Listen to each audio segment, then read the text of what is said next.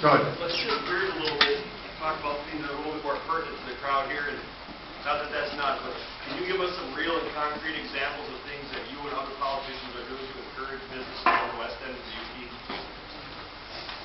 Sure.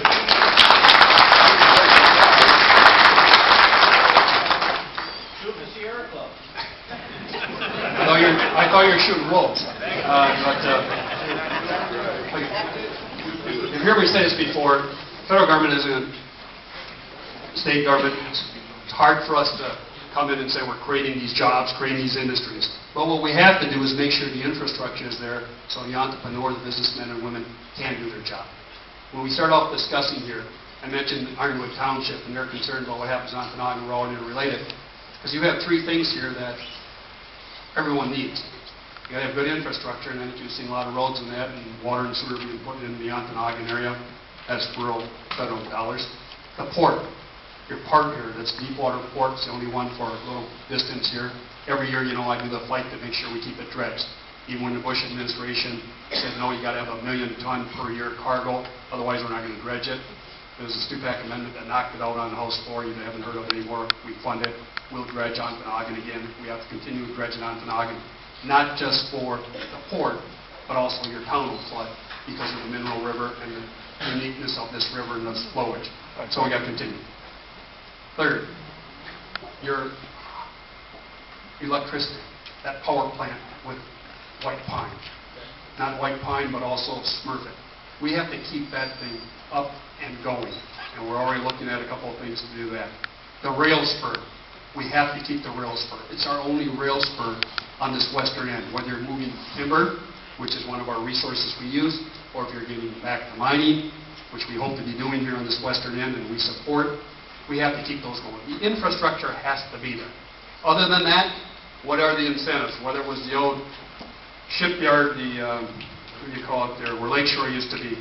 We've been involved in trying to help get that thing going. I've been on the phone, we've worked with your EDC, we've done a number of things. Whatever I think pretty much what they've asked, we can try to do. Roads, infrastructure are the main things we do. Other than and it's not going to happen, a federal prison coming in or something like that, we're really not into, all we do is provide the resources so you have it. You got to have water, sewer, electricity, rail, roads. That's what we have to do. But for me to come and say, how did we do Sawyer? Strong. Remember we had the base closed, then they had this state base reuse group. It didn't work. You know what really worked? Was when the local leaders said, it's our community. We have three townships that make up Sawyer Airport there. They got together and said, here's how we'd like to see our community develop. Here's our business we'd like to attract. How do you help us? And I don't have the numbers in front of me, but I know Sherry and Amy were there, where K.I. Sawyer were there, was it 10 years after the closure, and the economic impact, I think it was close to $200 million has been put in. That might be a little high. It is a significant number. We have over 1,000 jobs there. And what we did was just work with the local community and say, how can we help? What is your vision? What is your plan? We talked about Maple, the nursing home there is close. Maple Ridge or Maple Manor. Maple Manor. Privately owned. We're talking earlier today, you say, what's funds there to help us convert that over? It's not the funds, it's what is your business plan? Show me your business plan, let us then help you try to develop this. One of the things we have done, and hopefully we have an announcement here soon, we don't want more studies on the western end. We have enough studies. We know where our resources are. But what we do need, and we were talking at an earlier meeting, we need some coordination, someone to go there. Kim, Kim's still here. Kim Stoker's here. He was here earlier. He's with the Western Upper Peninsula, Woodapur, Upper Peninsula Development.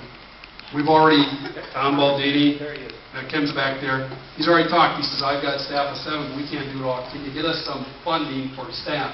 We're already working with EDA, Economic Development Association, to do that.